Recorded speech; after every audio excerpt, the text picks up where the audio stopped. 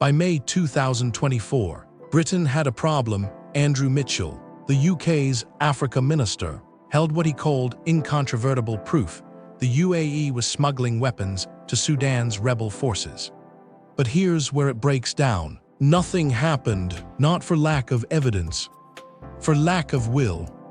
I'm David, and this is how a major power chose commerce over catastrophe.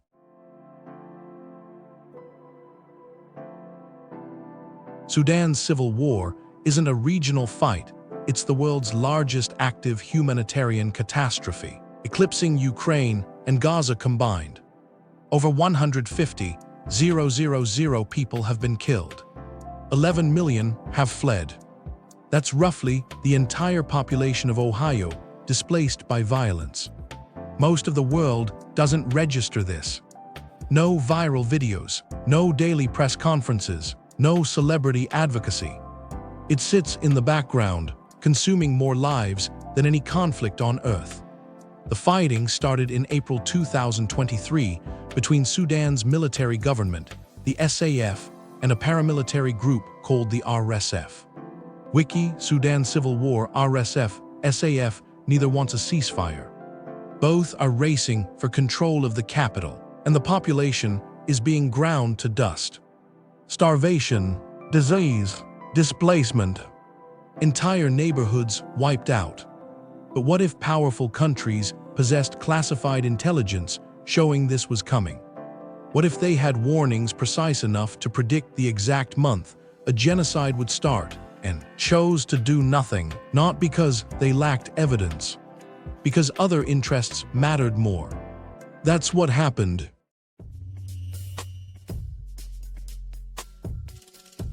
Britain didn't miss this. By May 2024, it had more than suspicions. Andrew Mitchell, the UK's Africa minister, held what he publicly called incontrovertible proof that the UAE was smuggling weapons to Sudan's rebel RSF. Classified evidence in hand, Britain was sitting as the UN Security Council penholder on Sudan, the designated international first responder to atrocities. Nathaniel Raymond at Yale had also been warning Britain's Foreign Office.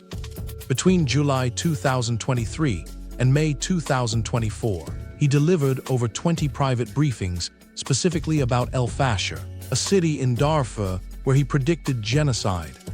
Using satellite data and communications intercepts, he was almost exactly right. In October 2025, El Fasher fell into a 561-day siege that killed roughly 60,000 civilians. In May 2024, FCDO officials told Raymond to his face they couldn't act. Not for lack of evidence. They said significant private pressure from the UAE was limiting Britain's ability to respond. The word genocide was removed from official risk assessments. Britain wasn't powerless. It was choosing. The question that followed was, what exactly was this UAE pressure? And how far would it go?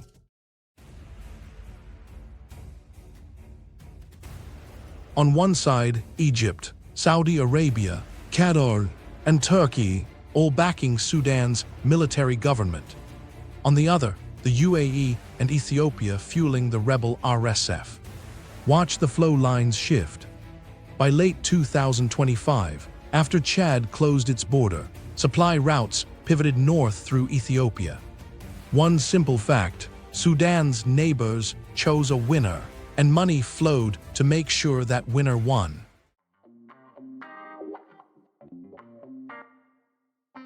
Those arrows represent real weapons flowing through real borders, but none on the books.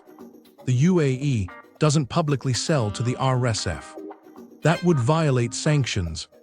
Instead, shell companies registered inside the UAE funnel money and equipment under borrowed names.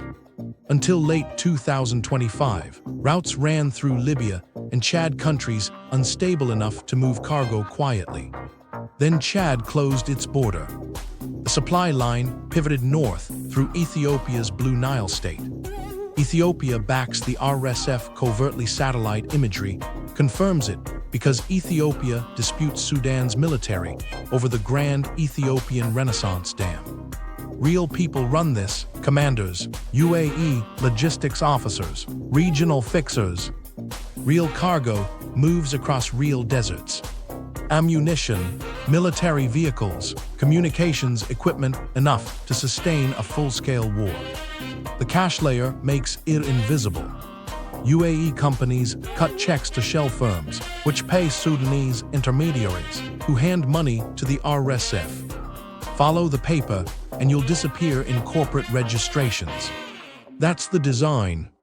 But here's what matters: Britain saw all of this. Intelligence reports, satellite intercepts, finance tracking, and Britain watched it happen without pushing back.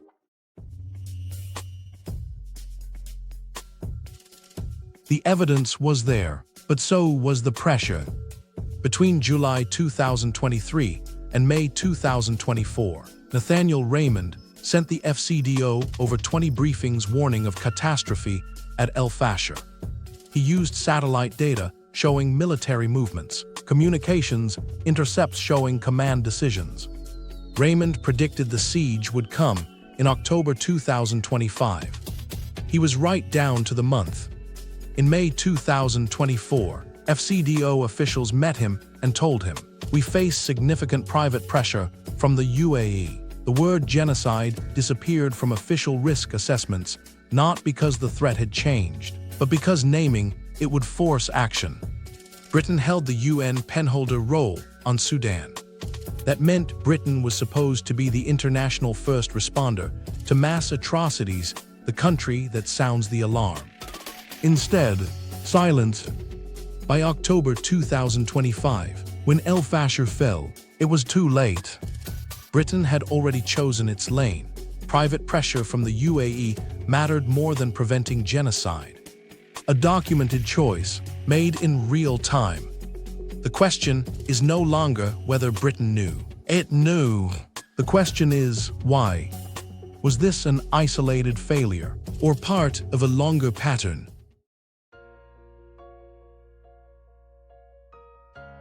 This isn't Britain's first time doing this. In Yemen, Saudi Arabia has run an air campaign since 2015 against Houthi rebels. UN investigators found Saudi strikes were disproportionate and indiscriminate, thousands of civilians hit. Yet Britain kept signing arms deals. Strategic partnership mattered more. In 2011, Bahrain's Shia majority demanded political reform. Saudi military crushed the uprising. Peaceful protesters were arrested, tortured, killed. The UK response was muted. A few statements. No sanctions. No arms embargo. Bahrain hosts the US Fifth Fleet, crucial to Western interests in the Gulf, so silence was preserved. Each time, same pattern. Evidence of atrocities. International documentation. Britain chose strategy over principle. Sudan fits that history perfectly. The UAE matters for Western interests, maritime security, counter-terrorism, counterbalance to Iran. When the UAE pushed back quietly on Sudan, Britain listened, not from confusion about facts, but because facts mattered less than relationships. The pattern suggests this isn't a failure of intelligence. It's a failure of will.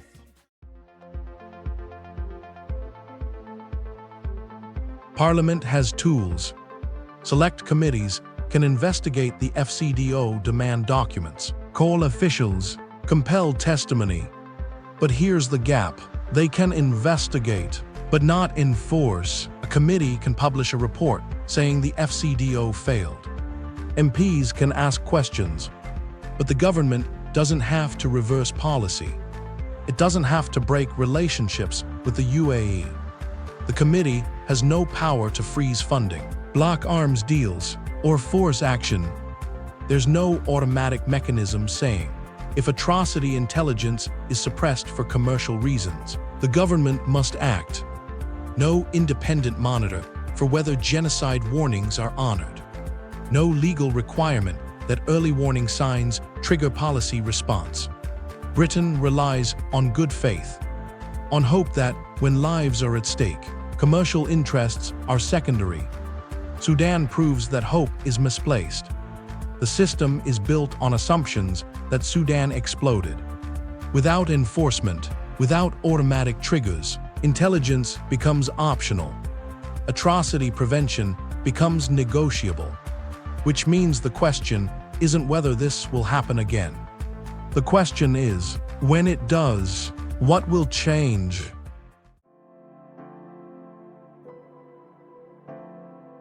Britain's silence signals this to every regime on Earth. If you're strategically useful enough, you can starve a city and the West will look away. In the 1990s, after Rwanda and Bosnia, the international community agreed on something called the responsibility to protect a doctrine, saying mass atrocities trigger a world duty to respond. It was supposed to be binding, non-negotiable, a floor. Sudan is testing whether that doctrine survives contact with petrodollars. The answer so far is no. Britain, the US, France, all signatories watched El Fasher burn without triggering the mechanisms supposed to respond. Not because intervention was impossible, because stopping it would have required offending the UAE. Every regime watching this is learning a single lesson. Wealth and strategy can veto accountability. The Saudis learned it in Yemen. The Emiratis learned it in Sudan. The next authoritarian will learn it in the next country. The pattern the evidence exposes is clear. International law only applies when enforcement is cheap. When enforcement costs a strategic partnership, the law evaporates. That's not a rule anymore. That's just something we say when we're not busy choosing money instead. Britain saw the evidence. It heard the warnings. It chose a strategic partner anyway. That's how power actually works.